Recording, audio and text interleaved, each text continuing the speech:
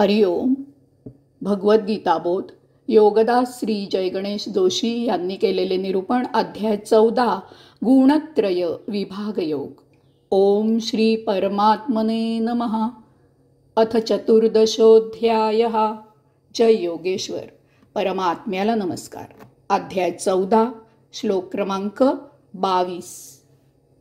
श्री भगवान उवाच प्रकाशञ्च प्रवृत्तिञ्च मोहमेव च पाण्डव न देष्टि संप्रवृत्तानि न निवृत्तानि कांक्षति. यालाच जोडून पुढचा श्लोक क्रमांक 23. उदासीनवदासीनो गुणैर्यो न विचाल्यते गुणावर्तन्त इत्येव योवतिष्ठति नेंगते. श्री भगवान म्हणाले, पांडवा, प्रकाश आणि प्रवृत्ती आणि मोह असे सर्व जरी प्रकर्षाने प्रकट झाले तरी तो त्यांचा द्वेष करत नाही. तसेच ते सर्व निवृत्त झाले तरीही तो त्यांची इच्छा धरत नाही. तो उदासीन असतो. गुणांमुळे तो विचलित होत नाही. गुण गुणात वर्तत आहेत हाच त्याचा भाव असतो. तो स्थित राहतो, कोणताही प्रयत्न करत नाही. अर्जुनाने श्लोक क्रमांक 21 मध्ये जे 3 प्रश्न विचारलेले आहेत त्यापैकी जो पहिला प्रश्न, या 3 गुणांच्या पलीकडे पोचलेल्याची लक्षणे कोणती असतात, याचे भगवंत श्री या 2 श्लोकात उत्तर देत आहेत. गुणातीत झालेल्या साधकाची येथे भगवंत श्री लक्षणं सांगत आहेत. ही लक्षणे अशी काही आहेत की ती कुणा विशिष्ट गुरुच्या मतांवर, मर्जीवर अवलंबून नाहीत. ही लक्षणे मूलभूत आहेत. ती गुणातीत झालेल्याचे ठिकाणी दिसून येतात. यासाठी तो कोणती साधना करत आहे, तो कोणत्या पंथाचा आहे, तो कोणाचा अनुयायी किंवा शिष्य आहे, याचा काहीही संबंध येत नाही. म्हणूनच ही लक्षणे फार महत्वाची आहेत. प्रकाश आणि प्रवृत्ती आणि मोह असे सर्व जरी प्रकर्षाने प्रकट झाले तरी तो त्यांचा द्वेष करत नाही. प्रकाशाचा अर्थ सत्वगुणी, प्रवृत्ती याचा अर्थ रजोगुणी आणि मोह याचा अर्थ तमोगुणी असा आहे. प्रकाश याचा अर्थ सत्वगुणी, प्रवृत्ती याचा अर्थ रजोगुणी आणि मोह याचा अर्थ तमोगुणी असा आहे. याचा अर्थ गुणातीत झालेल्या साधकात तत्सत्व, रज किंवा तम अशा 3 पैकी कोणताही गुण अगदी फार उत्तम प्रकारे जरी उदित झाला, प्रकट झाला, उफाळून आला तरीही गुणातीत साधक त्यामुळे विचलित होत नाही. तो त्यामुळे उचंबळून येत नाही. तो शांतपणे आपले जीवन प्रभूचरणी सेवा रुजू करत जगत असतो. साधक गुणातीत झाला तरी त्याच्या प्रकृतीत त्रिगुण असतातच. कारण त्रिगुण ही प्रवृत्ती आहे. हे त्रिगुण प्रवृत्ती बरोबरच नष्ट होत असतात. जोपर्यंत देह आहे तोपर्यंत त्रिगुण देहात राहणारच. गुणातीत साधक या गुणांच्या अतीत होतो. याचा अर्थ जेव्हा देहात गुण प्रकट होतात तेव्हा असा साधक ते गुण त्रयस्थ वृत्तीने अवलोकन करतो. गुण प्रकट झाले तरी तो त्या प्रकट झालेल्या गुणाच्या आहारी जात नाही. तो निश्चयाचा महामेरू त्या गुणांचा द्वेष करत नाही. म्हणजेच तो त्या गुणांना घालवून देण्यासाठी प्रयत्न करत नाही. जर आपल्या घरी आपल्याला नको असलेली व्यक्ती आली तर आपण तिला घराबाहेर काढू. कोणत्याही गोष्टीचा द्वेष वाटू लागला की आपण त्या गोष्टीपासून दूर होतो. गुणातीत साधक देहात गुण प्रकट झाले आणि अर्थातच त्याला ते नको असतात तरी तो त्या गुणांजवळ लढाई करत नाही. तर तो त्या गुणांना साक्षी राहून त्यांचे फक्त अवलोकन करतो. त्रयस्थ राहून केवळ त्यांना पाहतो. तसेच ते सर्व निवृत्त झाले तरीही तो त्यांची इच्छा धरत नाही.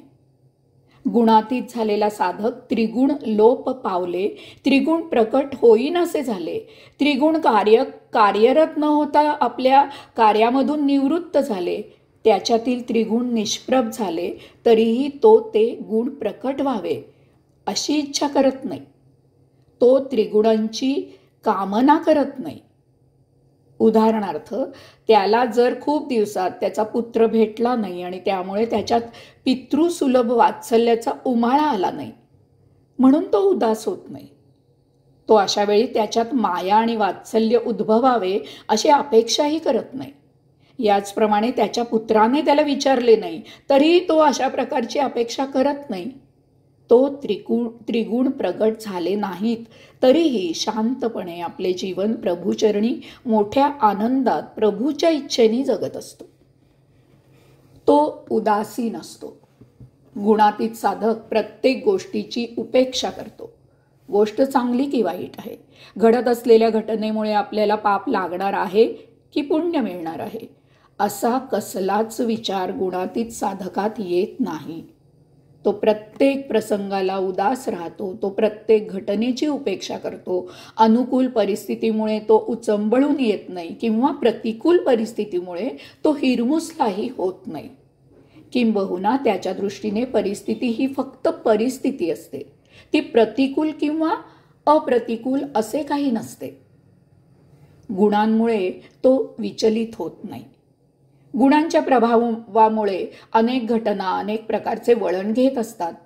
आपल्या मुलाजवळ कुणी वाद घालायला आले की आपण वस्तुस्थिती न पाहता आपल्याच मुलाची कड घेऊन वाद घालू लागतो. गुणातीत साधक अशा वेळी त्यात सहभागी न होता तो वाद त्रयस्थ वृत्तीने ऐकत राहतो. तो विचलित होत नाही. गुण गुणात वर्तत आहेत हाच त्याचा भाव असतो. त्रिगुण नेहमी एकमेकांजवळ आट्यापाट्यांचा डाव खेळत असतात किंवा ते खो खोचा खेळ खेळत एकमेकांना खो देत असतात. कधी सत्व तर कधी रज तर कधी तम प्रभावित होत असतो.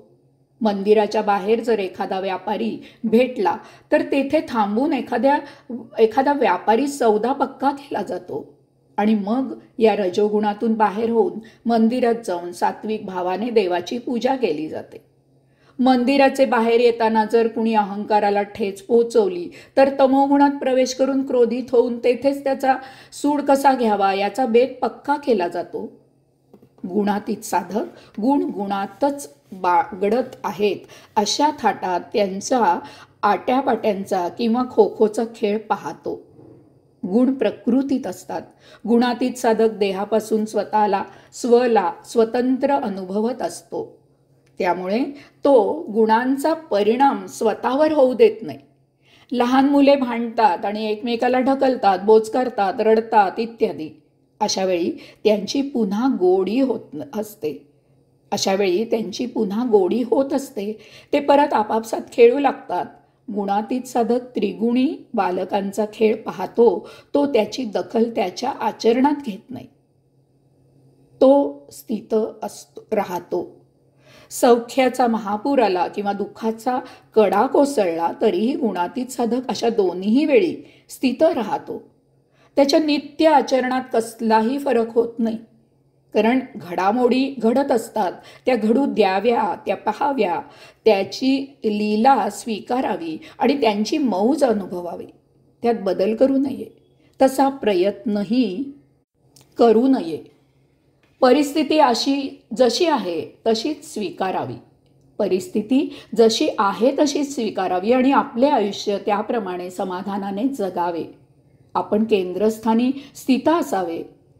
सभोवार घटना घडू द्याव्या. आपण केंद्रस्थान सोडू नये. कोणताही प्रयत्न करत नाही. गुणातीत साधक जशी परिस्थिती असेल त्याप्रमाणे स्वतः बदलतो. तो परिस्थिती बदलत नाही. तो तसा कोणताही प्रयत्न करत नाही. परिस्थिती नेहमी आपोआप बदलत असते. ती मुद्दामून बदलावी लागत नाही. ती आपण न बदलताही बदलत असते. फक्त काही कालावधीचा फरक पडतो. यासाठी आपण प्रयत्न करू नये. प्रभूने जे दिले आहे त्याचा स्वीकार करावा. त्यात बदल करू नये. लक्षात घ्यावे की दिसण्यामुळे, ऐकायला आल्यामुळे दोष लागत नाही, तर पाहिल्यामुळे, ऐकल्यामुळे दोष लागत असतो. जे दिसले किंवा जे ऐकले त्यात रस घेतल्यामुळे दोष उत्पन्न होतो. स्पर्श झाल्यामुळे दोष उत्पन्न होत नाही, तर धक्का मारल्यामुळे दोष उत्पन्न होत असतो. वास आल्यामुळे दोष लागत नाही, तर हुंगल्यामुळे दोष लागत असतो. जे होत आहे त्यात आपला संबंध मानल्यामुळे दोष निर्माण होत असतो. यास्तव तटस्थ असावे, कसलाही प्रयत्न करू नये. तुका म्हणे उगी राहावे, जे जे होईल ते ते पहावे. हरिओम.